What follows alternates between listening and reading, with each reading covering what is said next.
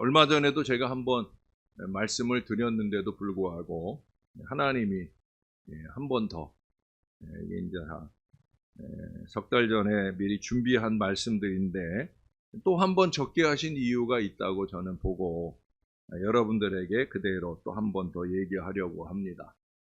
잡담과 비방에 대한 얘기예요. 잡담의 이웃사촌은 비방이다. 무슨 얘기예요? 쉽게 넘나들 수 있게 되어진다는 거예요. 이 잡담이 게으름이나 경망스러운 수다의 문맥에서 언급되어진 반면에 이 비방이라는 건 남에게 상처가 되는 소식을 의도적으로 나누는 그런 행위를 지적할 때 사용됩니다. 이게 한순간이에요. 처음엔 잡담으로 시작했다가 비방으로 휘가닥 넘어가는 게 이게 한순간에 넘나들 수 있는 그런 일입니다. 신구약 중간시대 유대인들은 이 비방하는 혀를 제3의 혀라고 불렀어요. 그 이유는 비방하는 사람, 또 비방을 마주 앉아 듣는 사람, 그리고 그 비방당하는 그 대상, 이 세 부류의 사람들에게 아주 치명적인 악영향을 미치기 때문입니다. 그게 비방받는 사람에게만 안 좋은 게 아니에요. 우리는 영적인 존재들이잖아요. 예? 그렇기 때문에 비방을 쏟아놓는 사람이나 마주 앉아 듣는 사람에게도 이게 결코 좋은 게 아니라는 거예요. 비방은 하나님의 법에 직접적으로 위배되는 명백한 범죄 행위인 것을 레위기 19장 16절은 말씀합니다. 비방은 우리로 하여금 하나님의 벗이 되는 그 자격을 박탈당하게 만든다고 시편 15편의 말씀은 경고하고 있어요. 우리 하나님께서 사랑하시는 자들과 또 하나님께서 되찾기 원하시는 그런 사람들을 우리가 우리의 말을 통해 실족시킨다고 하면 우리는 하나님의 벗이 아니라 그분의 뜻을 거스리는 적이 되고 말 것이라는 얘기예요. 만일 우리가 우리의 대화로부터 잡담과 비방을 그만두지 않는다고 하면 우리는 서로를 물고 먹는 사회적 식인종이 되고 말 거예요. 여러분, 사람 잡아먹는 식인종, 옛날 선교사들의 선교 걸음에는 그런 식인종들을 만나야 되는 어려움들도 있었잖아요. 근데 그들보다 더 무서운 거는 사회적 식인종이에요. 네? 사람들을 물고 먹는 그 잡담과 비방으로 사람들을 물고 먹는 이 사회적 식인종이 더 문제라는 거죠. 우리 중 누군가가 다른 이에 대한 비방을 할 때 그것을 그냥 듣고만 있는다고 하면 우리는 내 이웃을 내 몸과 같이 사랑하라 하시는 이 천국의 진리로 사는 대신에 내 이웃을 잡아먹으라는 마귀적 논리로 사는 것이다 말할 수 있다는 겁니다. 이처럼 생각 없는 또는 악의와 악독 가득한 말이 참 무서운 거예요. 여러분, 이 대부분의 비방의 출발점은 사실은 그의 죄에 있는 게 아니라 자기 죄에 있어요. 비방하는 대부분의 사람들의 문제는 그거예요. 자기 죄, 그 자기 죄. 악의와 악독 가득한 그 마음을 회개하지 못하는 그 죄를 좀 덮어보려고 그러려고 비방을 끄집어내는 거예요. 여러분, 오늘 본문 앞쪽에 10장에 가보시면 거기 니므롯 10장 8절 9절에 이번에 이제 우리 선교팀과 아침 경건회를 하는 중에 이 본문 말씀으로 제가 말씀을 준비해 놨는데 거기 보면 니므롯이라고 하는 사람이 나와요. 뭐 설교 내용을 미리 얘기할 수가 없으니까 그냥 그 니므롯만 볼게요. 오늘 본문에 나오는 이 바벨 사건의 이 메소포타미아 평원의 사람들은 누구냐면 바로 이 니므롯의 후손들이에요. 거기 용감한 하나님 앞에서 용감한 사냥꾼 표현했지만 이 하나님 앞에서라는 말이 제가 자주 강조하는 코람데오, 하나님 앞에서의 그 건강한 의미가 아니에요. 하나님을 대적하여, 바로 그런 얘기예요. 그 니므롯, 결국은 그 니므롯의 후손들이 오늘 본문의 이 메소포타미아 평원에서 인류의 위대한 선언을 합니다. 겉보기에는 위대해 보이는 선언이죠. 자, 성읍과 탑을 건설하여 그 탑 꼭대기를 하늘에 닿게 하자라고 4절에 말씀합니다. 높이에 대한 욕망은 인류에게 보편적인 거예요. 내가 저 사람보다 더 높아져야지. 예? 지위에 대한, 신분 상승에 대한 이 욕구, 이 인류의 욕구는 거기 뭐라고 그래요? 먼저는 우리 이름을 내자라는 것에 집중을 합니다. 제가 그렇게 이건 이름 내는 거 아니다. 얼굴 내는 거 아니다. 그렇게 수없이 강조를 해도 그 죄버릇을 못 고치는 거예요. 어떻게 하든지 얼굴 내밀라 하고 어떻게 하든지 이름 낼라 하고 그게 이제 자기 이름 내려고 하니까 목사님은 자꾸 아니라고 하는데 여러분 그래서 우리를 얘기하는 거예요. 혼자 하면 부끄러우니까 우리가 되어질 때 그럴 때 가장 불신앙적이고 집단 이기적이 되는 거예요. 거기 보세요. 그 다음에 이를 위해서 뭐라고 그래요? 흩어짐을 면하자라고 말합니다. 뭔 얘기예요?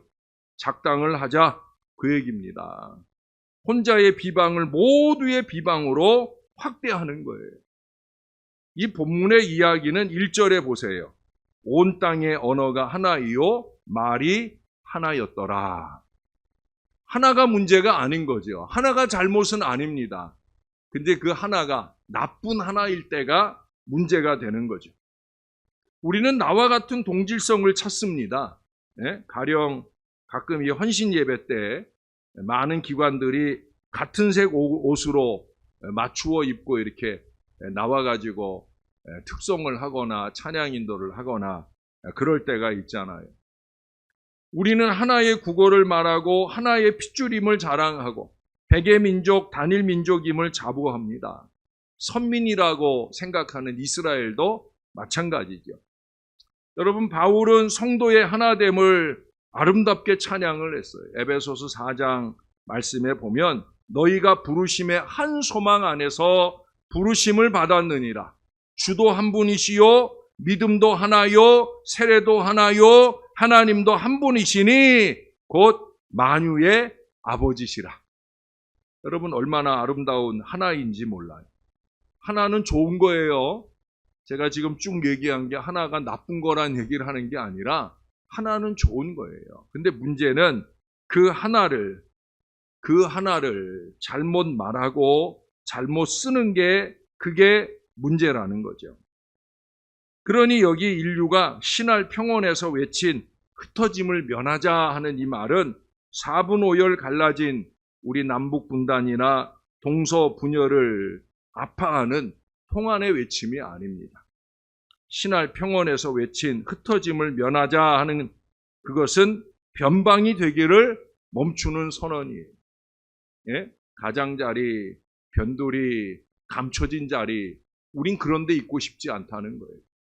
저는 여러분들에게 자주 강조하잖아요. 드러나는 헌신보다 드러나지 않는 곳에서 열심히 있게 헌신하는 게 그게 진짜다. 그게 아름다운 거다. 그렇잖아요, 여러분? 신앙은 그렇게 하는 거죠. 진짜 헌금 많이 하는 사람, 진짜 헌신 많이 하는 사람, 우리 교회는 무명으로 해요. 그게 아름다운 거예요. 그들이 동방으로 나가기를 멈추고 이 평지에 정착하면서 그들은 이 외침을 외치고 있어요. 우리 이름을 내고 흩어짐을 면하자 하는 외침은 가장 강력한 세상의 중심이 되자 하는 패권 프로젝트입니다. 이기와 욕심을 채우자는 계획인 거죠. 왜냐하면 그 탑의 꼭대기를 하늘에 닿게 하여 하나된 이름을 세상에 내기 위함 때문입니다. 우리 이름을 내자. 참 심각한 문제가 아닐 수 없어요. 왜? 우리 이름을 내기 위해서 누구 이름을 가리는 거예요? 하나님의 이름을 가리는 거예요. 그게 어떻게 신앙이에요? 그렇죠?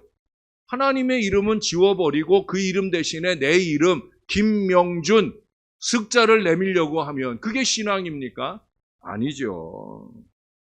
근데 지금은 그러려고 하는 거예요. 그게 어떻게 가능하겠냐? 하나, 그들이 하나이기 때문이라는 거예요. 하나님이 보실 때 그렇다는 거예요. 같은 말을 하고 같은 신화를 믿고 있기 때문이라는 거죠. 하나의 이야기가 세상을 움직이는 담론이 될 때 그것과 같지 않은 그런 이야기들은 무시되고 귀에 들리지 않게 됩니다. 여러분, 그들이라고 반대하는 사람들이 없었겠습니까? 그러면 안 됩니다. 그러면 하나님의 영광을 가립니다. 그러면 안 됩니다. 그러면 하나님이 노하십니다. 왜 그런 말들이 없었겠어요? 그러나 다 잠재우는 거예요. 가장 힘있고 안전하고 중심이 되는 것에서 흩어지지 않으려고 할 때 이처럼 하나님의 창조 세계에 금이 가기 시작합니다. 신할 평지에서 인류는 위대한 선언을 외친 듯 보여집니다. 자, 성읍과 탑을 건설하여 그 탑 꼭대기를 하늘에 닿게 하여 우리 이름을 내고 온 지면에 흩어짐을 면하자. 여러분, 위대한 거 맞습니까? 아니죠.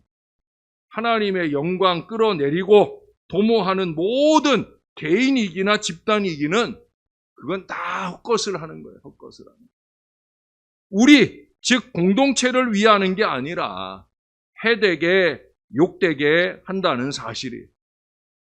그래서 저는 행사를 앞두고는 계속 강조하잖아요. 여러분, 이번 일은 우리 이름 내는 거 아닙니다. 자기 이름, 자기 얼굴 내려고 하지 마세요. 하나님의 영광이 우선이고요. 그 다음에 죽어져가는 영혼을 살리는 거예요. 여기에 집중해야 됩니다. 목사의 그 마음을 헤아린 분들은 평일에도 낮에 열심히 와가지고 개인전도 하며 땀 흘리고 애를 씁니다. 이게 훌륭한 거죠. 전 그런 교인들과 함께 신앙하는 게 너무 행복하고 감사합니다. 여러분, 흩어짐을 면하고 하나됨을 건설하기 위한 프로젝트가 다름과 차이를 인정하지 않을 때 그 하나됨은 집단적 획일화로 변하게 됩니다. 이 하나되면서 조심해야 될 것은 높고 새로운 것에 가치를 두게 될 때 큰 것과 작은 것, 높은 것과 낮은 것, 새로운 것과 낡은 것, 이 모두가 다 찢어질 수 있다는 사실이에요. 큰 것에, 높은 것에, 새로운 것에 너무 강하게 강조점이 주어지게 되면 그러지 못한 약한 것들이 찢어질 수밖에 없는 거죠. 하나됨의 욕구가 변방과 변두리의 소리에 귀를 닫아버릴 때 그것은 중심으로 집중하는 패권주의가 되고 우리 모두를 피해자로 만드는 폭력이 되어집니다. 여러분, 바벨 사건은 거침없이 쏟아놓는 언어폭력에 대한 경고입니다. 앞장서서 일하시는 하나님, 그 하나님의 사람들에 대한 언어폭력을 징치하고 있는 거예요. 그 다음 말씀들을 보세요. 하나님이 입 다물게 하심이 무섭게 여겨집니다. 5절에 보시면 하나님은 괴물이 된 이 하나됨의 역사에 비로소 개입을 하셔요. 하나님의 개입은 인간의 역사를 중단시킵니다. 집단적 획일화를 중단시키시고 자기 중심적 패권주의를 멈추게 하시고 그 패권주의 그늘 아래서 안주하려고 하는 인간의 안일함을 중지시킵니다. 하나님은 하늘의 무심히 좌정에 있지 않으십니다. 다 듣고 계시고 다 보고 계시고 어제 새벽에도 요한계시록 2장에서 우리가 들은 말씀처럼 하나님은 다 아시니까. 예? 그 위대해 보이는 프로젝트가 인간이 스스로 멈추지 못할 걸 알고 계시기 때문에 그래서 하나님은 적극적으로 나서시는 거예요. 하나님께서 멈추게 하심을 6절에 말씀합니다. 하나님이 적극적으로 개입하시는 거예요. 이때가 무서운 거예요. 하나님이 개입하신다. 이게 무서운 거예요. 목사가 잔소리 몇 번 하는 게 중요한 게 아니라 하나님이 직접 개입하시는 게 이게 진짜 무서운 거예요. 여러분, 하나님은 역사에 개입하심으로 세상의 죄를 심판하시잖아요. 피조 세계의 아픔과 상처, 고통과 신음을 가져오는 괴물이 된 이 하나됨을 하나님이 직접 흩으시는 말씀을 7절에 하고 있어요. 인간은 악하게 하나가 되기 위해 모이지만 하나님은 흩으러 놓으신다는 거예요. 하나님은 흩어버리심으로 심판하셔요. 우리가 지난 월요일 새벽에 유다서 마지막 부분을 보았잖아요. 거기 보니까 그 경건하지 아니한 자들이 끼리끼리 모여서 한다는 일이 조롱하고 자기의 정욕대로 하고 분열시키는 그런 일들을 한다는 거예요. 여러분, 하나님은 그 모든 것에 개입하셔서 직접 그 일들을 처리하신다라고 우리에게 오늘 들려주고 있어요. 흥미로운 것은 하나님은 인간을 흩으시는데 9절의 말씀에 보니까 언어를 혼잡케 하셨다라고 말씀하고 있어요. 지난주일 성령 강림절을 지나고 또 내일부터 이제 선교 여정을 출발하는 데 있어서 하나님이 이 말씀을 미리 저에게 감동하시고 전하게 하신 이유가 바로 여기에 있어요. 여러분, 선교가 어려운 게 많이 있죠. 특히 동남아 지역이나 아프리카 지역, 이 지역에 저 같은 사람이 가는 건 뭐가 어려워요? 더워서 어렵잖아요. 더군다나 내일부터 아직까지 한 주간 내 일기예보를 제가 계속 미리 챙겨보는데 일기예보가 날마다 비요. 30도가 넘는 날씨에 날마다 비, 물론 비가 계속 오지는 않지만 그래도 습기가 많다는 거죠. 그럼 저 같은 사람은 비가 안 와도 제 몸은 습기가 많은데 얼마나 힘들겠어요. 근데 그런 건 힘든 게 아니죠. 왜? 선교하는 데 있어서 진짜 어려운 문제는 바로 언어의 문제죠. 선교가 어려운 가장 중요한 이유는 언어를 혼잡케 해놓으신 바로 이게 사실 선교하는 데는 제일 어렵습니다. 여기 이 바벨이라고 하는 말은 섞어버린다, 혼합하다라는 뜻입니다. 하나의 말을 다른 말로 혼합해서 많게 했다는 얘기예요. 이 캄보디아에도 얼마나 언어들이 많은지 몰라요. 그래도 크메르 루주군에 의해서 캄보디아가 공산화되는 바람에 크메르어를 주로 많이 쓴다고 그래요. 한 90% 이상. 그래도 어떻든 말이 어렵고 복잡하더라고요. 그런데 이 말을 혼잡케 하는 것이 목적이 아니셔요. 그 말씀에 보면 서로 알아들을 수 없게 하는 게 목적이라는 거죠. 다시 말해서 바벨은 말하는 혀를 혼잡케 하신 게 아니라 듣는 귀를 혼잡하게 했다는 말씀이에요. 거기 하나님이 말씀하잖아요. 7절을 한번 다시 볼까요? 자, 우리가 내려가서 거기서 그들의 언어를 혼잡하게 하여 그들이 서로 알아듣지 못하게 하자. 서로 알아듣지 못하게 하자. 여러분, 바벨은 귀의 사건입니다. 귀의 사건. 듣지 못하게 하시는 사건이에요. 왜곡된 하나됨의 이야기를 더 이상 듣지 못하게 하시는 사건이라. 이해하지 못하고 알아듣지 못하면 그 이야기가 말하는 것을 행할 수 없지 않겠습니까? 그래서 귀를 혼잡하게 하는 이 바벨에 하나님의 심판이 이르게 되었다는 거예요. 여러분, 강단에서 목사가 영어로 설교하는 거 아니고 히브리어나 헬라어로 설교하는 거 아니잖아요. 제가 이제 거기 가서는 신학생들 앞에 설교를 해야 되고 어린이들 모아놓고 복음 설교도 해야 되고 하는데 그 아이들은 제가 말하는 한국말로 중간에 통역하는 분이 안 계시면 제가 말하는 한국말로 말하는 걸 못 알아들을 거예요. 그러나 여러분들은 제 말 알아들어요? 못 알아들어요? 다 알아들으시죠? 알아들으시도록 제가 한국말로 하잖아요. 제가 영어로도 할 수 없지만 그러나 한국말로 하잖아요. 근데 왜 못 알아들어요? 여러분, 강단에서 하나님의 말씀이 선포될 때 그 하나님의 말씀을 잘 알아듣는 게 이게 정상이고요. 하나님의 말씀을 잘 알아듣지 못한다.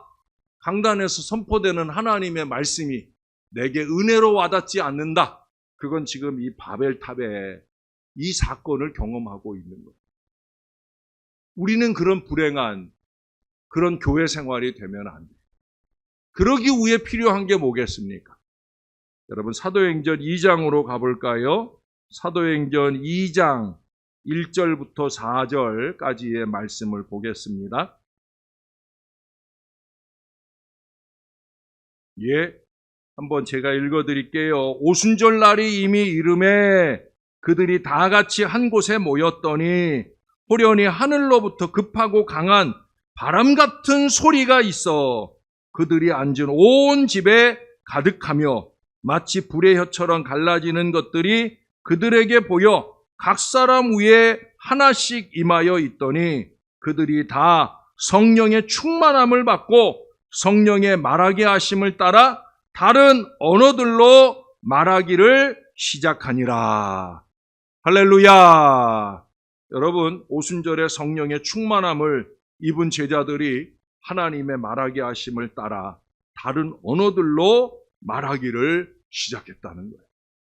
처음엔 그들 안에서 시작을 했는데 이제 그들이 나아가서 5절 이하에 보면 오순절을 지키기 위해 온 많은 디아스포라 유대인들에게 그들의 변방의 언어들로 이 하나님의 말씀을 전하고 있는 걸 보게 되어집니다.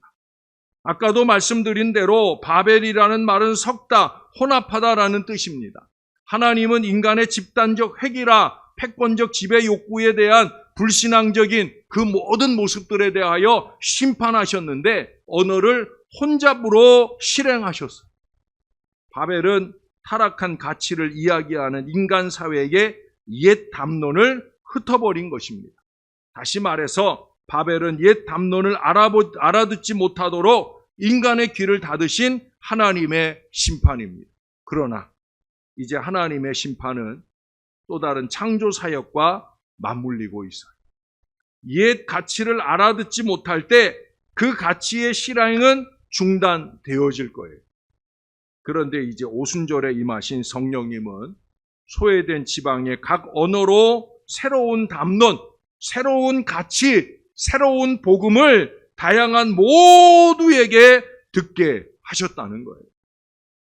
전에도 여러분들에게 말씀드렸죠. 우리가 말 못하는 분들을 뭐라고 불러요? 청각장애자라고 불러요. 아니 말을 못하는데 왜 청각장애자인가? 네, 그건 듣지 못함으로 말하지 못하게 되어진 것이기 때문에 그런 언어의 혼잡, 듣지 못했다라고 하는 것. 이제 하나님께서 그 혼잡을 잠재우시고 이제는 듣게 하셨다. 여러분 성령님의 역사는 모인 자들을 놀라움과 당혹감, 혼동으로 몰아넣은 것을 12절 이하에서 읽어볼 수가 있습니다. 왜? 여기 이스라엘에서 예루살렘에서만 살던 사람들인데 어찌 우리들이 있는 지역의 언어로 이 하나님의 말씀을 전할까? 놀라운 거예요. 다양한 모두에게 중심 언어가 아닌 주변에 소외된 그 언어로 말씀하시는 이 성령님의 방식은 그들에게 있어서는 비일상적인 현재였어요. 왜? 우리가 예루살렘에 오면 예루살렘의 언어로 말해야 되는 거 아니에요. 네. 우리가 외국에 나가면 그 나라의 언어로 말해야 되는 거잖아요. 이 예루살렘에 와 있는 사람들의 생각도 그런 거예요. 우리가 예루살렘에 왔으니까, 예루살렘에 이스라엘의 하나님을 섬기러 왔으니까 이스라엘의 언어로 우리가 말하는 게 당연한데 놀랍게도 하나님의 은혜는 그들의 사는 곳 언어로 이 하나님의 말씀을 듣게 하셨다라고 하는 거죠. 이 옛 가치와 질서의 한가운데서 그들의 귀가 열리고 들려지기 시작했다는 거예요. 하나님은 흩으심으로 심판합니다마는 동시에 심판은 비로소 새로운 창조의 역사를 나타낼 준비가 되어진다는 거예요. 하나님은 이제 위로부터의 지배가 아니라 아래의 참여를 통한 새로운 통치 질서를 시작하셔요. 기꺼이 아래로 내려오셔서 다름과 같음, 많음과 하나, 중심과 주변 사이의 그 대립과 거리감이 이제 대화와 만남, 소통과 참여로 무너진다고 오늘 말씀하고 있어요. 그래서 아까도 제가 읽어드렸던 바울의 선언처럼 성령으로 하나 되게 하신 바로 그 은혜를 나타내시는 거예요. 그러므로 바울의 하나님은 새로운 창조의 하나님, 바벨의 하나님은 새로운 창조의 하나님이죠. 하나님은 바벨에서 옛 세상을 끝내셨다는 거예요. 그리고 이제 성령으로 새로운 세상을 시작하셔. 여러분 그 뒤에 사도행전 2장 11절 하반절을 보세요. 우리가 다 우리의 각 언어로 하나님의 큰 일을 말함을 듣는도다. 하나님의 큰 일을 말함을 듣는도다. 할렐루야! 여러분 이제는 우리가 하나의 언어로 들려주시는 이 하나님의 큰 일을 들을 수 있어야 되는 거예요. 목사가 강단에서 선포하는 하나님의 말씀은 하나님의 큰 일을 말하는 거예요. 또한 세상의 세계에 이 하나님의 큰 일을 들려주어야 합니다. 그게 바로 증인의 사명입니다. 선교는 하나님의 큰 일, 복음을 선포하러 가는 거예요. 우리의 눈을 즐겁게 하고 우리의 입을 즐겁게 하고 그게 아니라 하나님의 큰 일을 우리의 땀과 눈물로 말하고자 하는 바로 그것이 선교입니다. 아마 이 얘기도 얼마 전에 한번 했을 거예요. 미국 건국 초창기에 미네소타주와 위스콘신주의 경계 가까이에 있는 미시시피 강둑에 한 지친 여인이 나타났어요.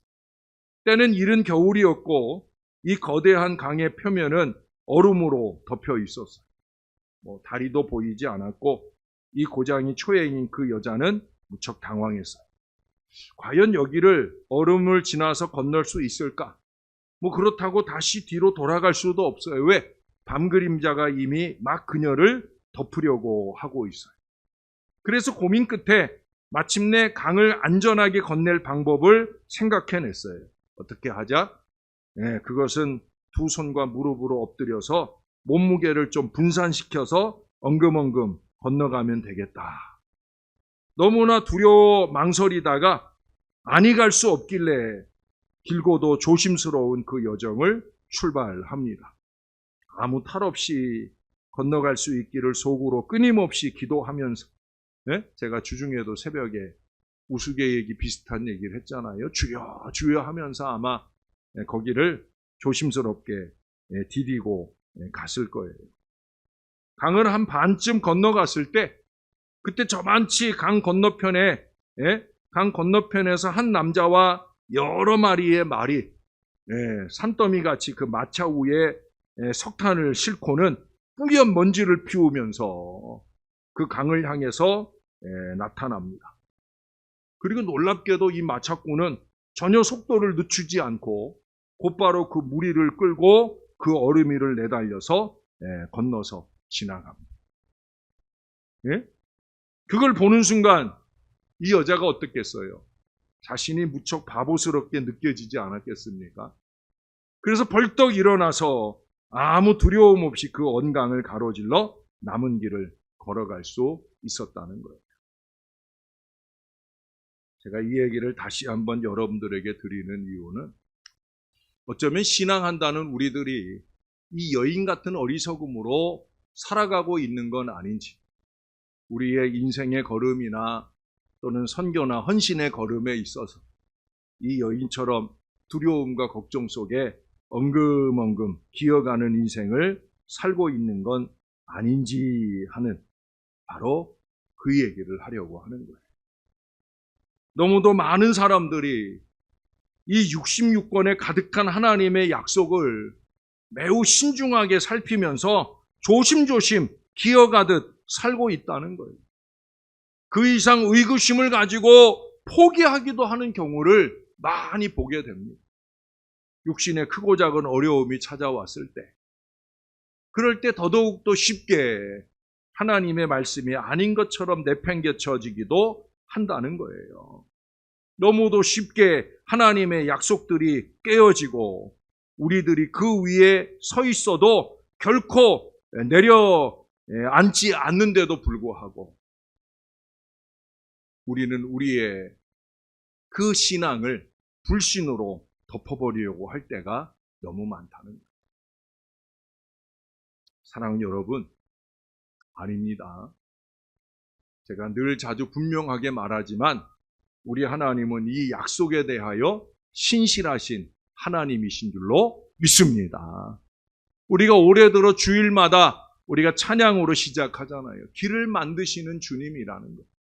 없던 길도 만드시는 주님이신데 이미 말씀을 통해 길을 만들어 놓으신 하나님께서 저와 여러분이 믿음을 가지고 그 길을 따라갈 수만 있다면 우리는 얼마든지 아무리 꽁꽁 얼어붙은 길일지라도 능히 그곳을 잘 걸어갈 수 있다는 거예요.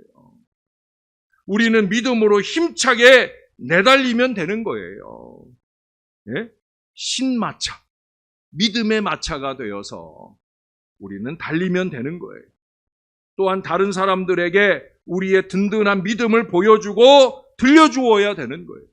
우리처럼 좀 용기를 낼 수 있도록 우리가 그들을 붙들어 주어야 되는 거예요. 특별히 근본 캄보디아 바탐방 선교 여정에서 중요한 사역 가운데 하나는 둘째 날 저녁에 그 지역, 바탐바 지역에 교단 가리지 않고 선교사님들 한 30여 분 이상 우리가 한 자리에 모아놓고 우리가 식사 대접도 하고 조그만 선물도 드리고 격려하는 프로그램이에요. 좀처럼 갖기 어려운 시간이죠. 제가 선교사님께 그 내용을 제안을 했을 때 선교사님이 너무 좋아하시더라고요. 왜? 그동안에 수없이 많은 선교팀들이 왔다 갔지만 그런 생각을 말하는 교회는 없었다는 거예요. 그저 그 주어진 사역들만 하고 가지. 그 지역의 선교사들 전체를 격려하고 섬기는 사역은 처음이라는 거지. 우리는 그 처음 일을 하려고 합니다. 네. 선교가 가장 어려운 자리에서의 목회인데 그분들에게 조금이라도, 아니 한순간이라도 위로와 격려를 주며 하나님이 붙들고 계시는 그 은혜 속에서 승리하는 사역들이 되시기를 바랍니다. 하나님의 영은 우리와 다른 주변을 끌어안게 하시는 영이거든요. 하나님의 영이신 성령님은 우리로 광대한 다양함으로 세상을 창조하신 우리 하나님을 믿음으로 고백하게 하셔요. 나를 버리고 내려감으로 비로소 나를 얻고 버려진 이웃을 살리고 탐욕에 신음하며 고통받는 이 사회를 그리스도의 생명으로 회복하게 하시는 거예요. 나를 버리고. 여러분, 선교의 가장 중요한 마음가짐, 그게 바로 나를 버리고예요. 요즘 자주 강조하는 하나님께 영광, 영혼 구원의 위대한 역사는 그런 사람들을 통해 이루어지는 거예요. 나를 버리고 우리를 버리고 우린 그게 너무 안 되는 것 같아요. 근본 12형 선교팀은 좀 그걸 꼭 했으면 좋겠어요. 교회를 세우신 성령님은 오늘 신할 평원에서 머물러 서지 말고 저 변방, 아무도 가려고 하지 않는 그 동방의 끝에 있는 사람들에게 나아가라고 말씀하고 계셔요. 8절에 보세요. 여호와께서 거기서 그들을 온 지면에 흩으셨으므로 그들이 그 도시를 건설하기를 그쳤더라. 여기서 우리들만을 위한 이 교회를 건축하는 게 아니라 흩어져서 온 지면에 흩어져서 주의 복음의 꽃을 활짝 피우기를 원하고 계신다는 거예요. 인간적이고 세상적이고 탐욕적인 건설은 이제 그만하고 하나님의 큰 일을 말하고 들으며 하나님의 행복한 사랑의 나라를 열심히 세워나가는 신령한 공동체, 우리 신월제일교회가 꼭 될 수 있기를 우리의 구주 되시는 예수님 이름으로 간절히 축원합니다. 우리 말씀을 생각하면서 여러분이 한번 기도해 주세요. 우리가 가서 섬기는 오타키 교회, 프레이션 교회, 르사이프레아 교회, 꼬이뱅 교회, 바탐방 신학교, 캄보디아 바퍼, 그리고 바탐방 지역의 선교사님들까지 우리가 가는 걸음을 통해 큰 위로와 힘을 얻으며 복음의 꽃이 활짝 피워지게 해달라고 우리 딱 1분만 우리 간절하게 함께 기도하겠습니다. 좋으신 아버지 하나님, 하늘 은혜를 감사합니다. 이제 이 교회가 흩어지라고 하는 주의 복음의 말씀을 듣고 나아가려고 합니다. 주님의 뜻 가운데 선교의 또 다른 걸음을 걸어가려고 합니다. 말레이시아로, 몽골로, 일본으로, 이제는 필리핀이나 또 이 캄보디아 바탐방 지역으로 우리 교회가 많이 섬기고 돌보는 선교 역사의 큰 걸음을 또 한번 내디디려 합니다. 그곳에 우리를 기다리고 있는 오타키 교회나 뿌레이션 교회나 르사이뿌레아 교회나 꼬이뱅 교회나 바탐방 신학교나 캄보디아 바퍼나 또 선교사님들이나 부족한 저희들의 걸음을 통해 위로받게 하시고 힘을 얻게 하시고 복음꽃이 활짝 피워지는 복된 기간이 꼭 되도록 역사해 주옵소서. 우리 하나님, 어리석은 하나됨을 부르짖는 이들을 흩어보내시고 언어를 혼잡케 하신 하나님께서 이제는 성령 하나님을 통해 우리가 복음을 알아들을 수 있는 들을 길을 열어주시니 감사를 드립니다. 선교의 위대한 꿈, 하나님의 말씀을 우리가 듣고 받으며 이제는 이 선교의 이 아름다운 외침을 세상을 향해 나아가려고 합니다. 동방으로, 동남아로 우리가 힘있게 나아가서 주님의 복음의 말씀을 그들 가운데 들려 알려줄 수 있기를 소원합니다. 비록 언어는 다르지만 마음과 마음이 통하는 성령으로 잘 들려지는 복음의 전달이 꼭 이루어지게 도와주셔서 우리가 가서 섬기는 교회나 신학교나 또 바퍼 공동체나 또 선교사들이나 큰 힘과 위로를 받고 새로운 복음의 역사를 힘있게 펼쳐가는 밑거름으로 쓰임받는 복된 기간이 꼭 되어지게 은혜 베풀어 주시옵소서. 감사합니다. 예수님 이름으로 기도합니다. 아멘.